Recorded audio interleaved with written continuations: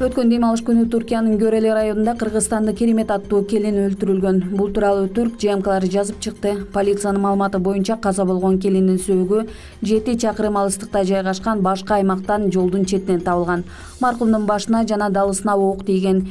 Белгиленгендей, маркум Түркиянын жараны менен жарандык никеде жашап келген, келиндин 3 баласы болгон. Жарандык жолдошу келинди кызганыштан өлтүргөндүгүн, аялы анын көзүнө чөп салгандыгын билдирген. Маркумдун сөөгү экспертизадан өткөн соң мекенине жөнөтүлөт. Жалал-Абадта жол кырсыгынан 2 адам каза болду. Бул тууралуу өзгөчө Кырдаалдар министрлигинен билдирет. Бишкек-Ош автоунаа жолунун 323 чакырымында жол кырсыгы катталып, Volvo үлгүсүндөгү оор жүк ташуучуна Lexus 470 үлгүсүндөгү унаа менен кагылышып, жол кырсыгынын кесепетинен жеңил унаанын айдоочусу жана жүргүнчүсү көз жумган. Жерине Токтогул райондук өзгөчө Кырдаалдар бөлүмүнөн 7 куткаруучу тартылып, жеңил унаада кыпчылган жарандарды чыгарып, тез жардам кызматына өткөрүп берилген. Учурда тактоо иштери уланууда.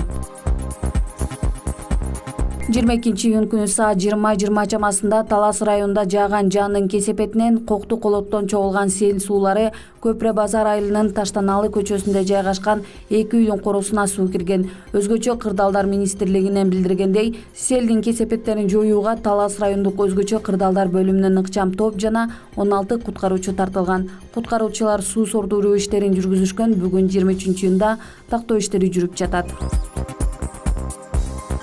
Президент Садыр Жапаров министрлер кабинетинин төрагасы Акылбек Жапаровдун мүчөлөрүнүн, президенттин администрациясынын түзүмдүк бөлүмдөрүнүн жетекчилеринин, мамлекет башчысынын облустардагы ыйгарым укуктуу өкүлдөрүнүн катышуусунда жумушчу кеңешме өткөрдү.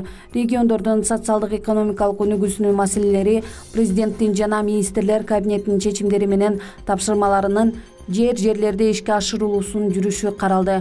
Мамлекет башчысы аткаруу тартиби аксап жатканын белгилеп, конкреттүү багыттар боюнча президенттин аймактагы ыйгарым укуктуу өкүлдөрүнүн жана район акимдери менен айыл өкмөт башчыларынын чабал ишинин айрым учурларына токтолду. Садыр Жапаров ошондой эле жерлерде туризм чөйрөсүн мындан ары өнүктүрүү жана уставдык капиталы 1 миллиард сомго жеткен туризмди өнүктүрүүнү колдоо фонду менен тыгыз өз ара аракеттенүү маселесине көңүл бурду.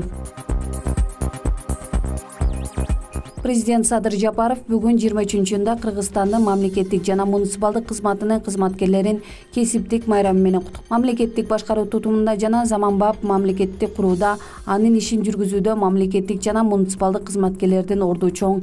Элибизге ыңгайлуу шарттарды түзүү, аларды социалдык жактан колдоо мамлекеттик саясаттын ажырагыс бөлүгү. Азыркы замандын чакырыктарын жана талаптарын эске алуу менен мамлекеттик жана муниципалдык кызматта кирүүдө баарынан бирдей шарттарды камсыз кылуу, кесипкөй мамлекеттик аппараттарды түзүү жана карьералык өсүү үчүн мамлекеттик жарандык кызмат жана муниципалдык кызмат чөйрөсүн жөнгө салуучу бир катар жаңы ченемдик укуктук актылар кабыл алынды.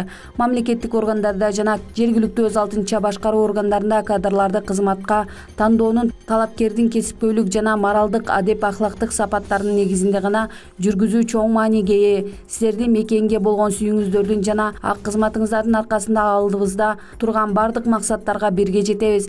Эл кызматын аркалаган ишиңиздерге албан ийгиликтерди каалайм. Карапайым калктын бата тилектерине арзып жүрө бериңиздер деп билдирет куттуктоосунда. Бүгүн 23-июнда Токтогул суу сактагычындагы суунун көлөмү 11 миллиард 690 миллион куб метрди түздү. Бул тууралуу электр станциялары ишканасынын басма сөз кызматы билдирди. Маалыматка ылайык, суунун агып келиши секундасына 732 куб метрди түзсө, агып чыккан суунун көлөмү 371 куб метрге жетүүдө. 2021-жылдын апрель айында Токтогулда суу кескин азайып, ГЭСтеги суу 8,5 миллиард куб метрге чейин жеткен. Суу сактагычтын жогорку чеги 19,5 миллиард куб метр. Мындай көлөмдөгү суу Токтогулга 2017-жылы толгон. Ал эми эң төмөнкү чеги 2008-2009 жылдары, кийин 2014-жылы 6,4 миллиард куб метрге чейин жеткен. Таалайбек Байгазиев директорлор кеңешинин чечими менен электр станциялары ачык акционердик коомунун башкы директору болуп тайындалды. Бул тууралуу аталган ишканадан билдирди. Байгазиев 2021-жылдын июлунан тарта Улуттук энергетикалык холдинг ачык акционердик коомунун башкармалыгынын төрагасы кызматын аркалап келген. Компаниянын мурдагы башкы директору Эркин Табашаров энергетика министринин орун басары болуп тайындалган. Ал бул кызматты 2022-жылдын январь айынан тарта аркалаган.